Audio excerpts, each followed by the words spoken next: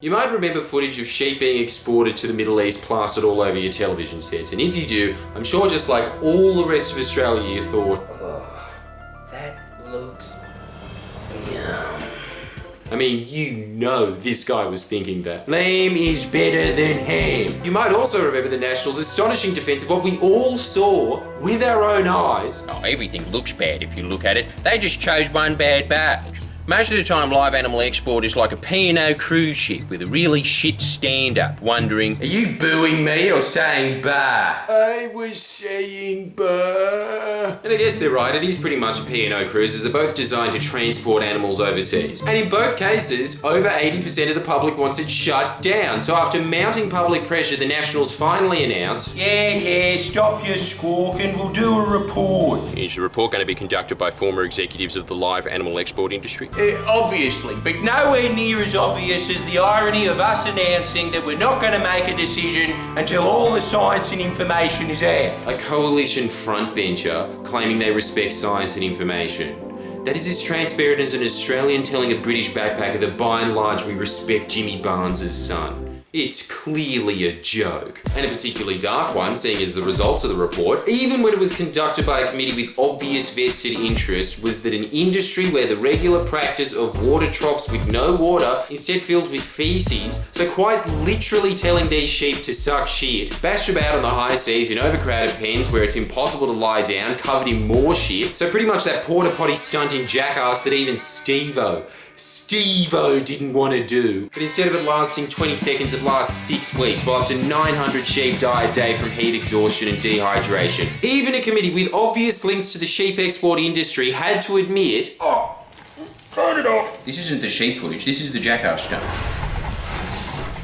I think I'm gonna be sick. Particularly when the Nationals have silenced 70 complaints to the Department of Agriculture since taking office of sheep dying in the most horrendous way you could possibly imagine, trapped in a sauna wearing a sweaty nan knit, squished in between a bunch of fat hairy Swedish guys that are shitting on you until you're dead. Anyone with a soul in Parliament, so Labour, the Greens, Darren Hinch, all said shame, shame, shame, and attempted to pass a bill that would phase out this barbaric industry over the next 5 years, to which the Liberals and Nationals, who remember were waiting for the science and information to come out, said on seeing the science and information, What? A bill based off science and information?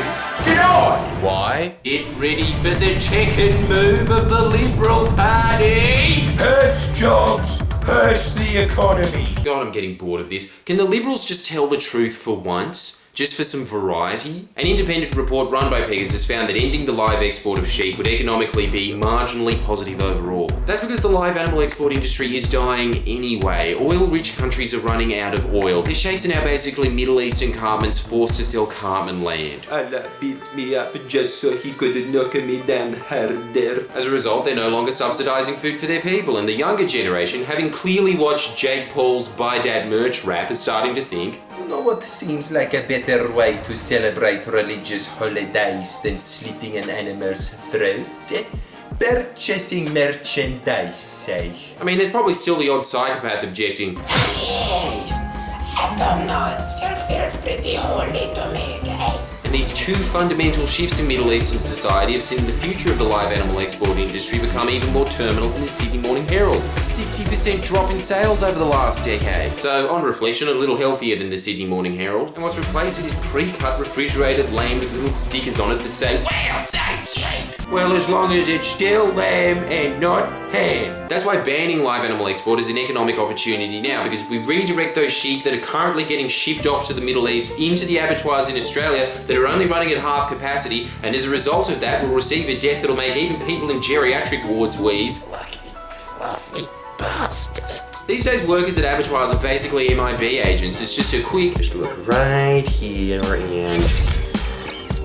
Which, even if you're a vegan, first off, good on you, but second, you have got to admit that that is a far preferable death to human centipede on the high seas that at best ends in you starring in your own sheep ISIS video. Seeing as the four things that the Nationals always whine about are Not enough investment in the bush, not enough jobs in the bush, not enough common sense all around the country, frankly, and the carbon tax is making me land more expensive. then shut down live animal export. The sheep being redirected to slaughter will inject 18 million million into local bush communities in Western Australia alone, making lamb in this country overall cheaper as processing and distribution will become more efficient. And yet, even when presented with the economic argument, the Nationals still refuse, refuting with the weak as piss claim. Yeah, well, if we don't do it, someone else will, so... Which, first off, that's dumb. I mean, if I don't appear in a German scat porn, someone else will. But second, anyone who ever uses that as a justification is truly an evil person, because if you had any moral compass whatsoever, you just let someone else do it.